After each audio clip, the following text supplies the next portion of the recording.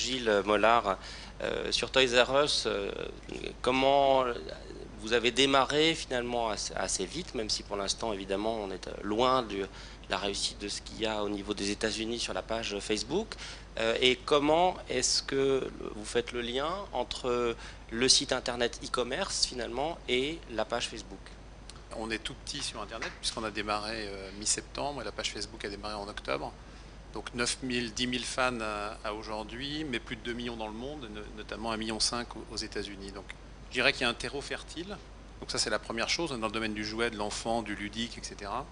On a aussi quelques convictions quant à l'évolution du consommateur qui devient de plus en plus acteur et de plus en plus ambassadeur. Donc après, à nous, marques, de s'en servir au niveau du site et au niveau des réseaux sociaux, Facebook et autres.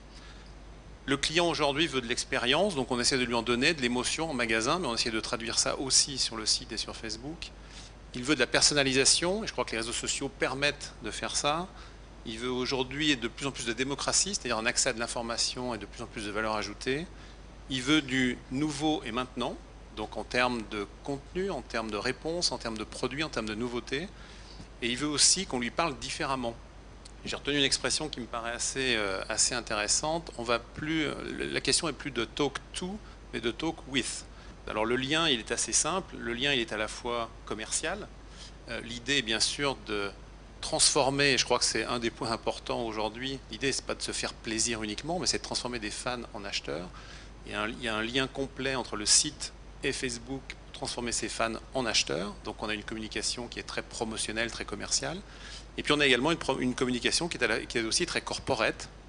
Récemment, on a mis en avant, par exemple, une vente aux enchères qu'on a fait au profit d'une association qui est les Petits Princes.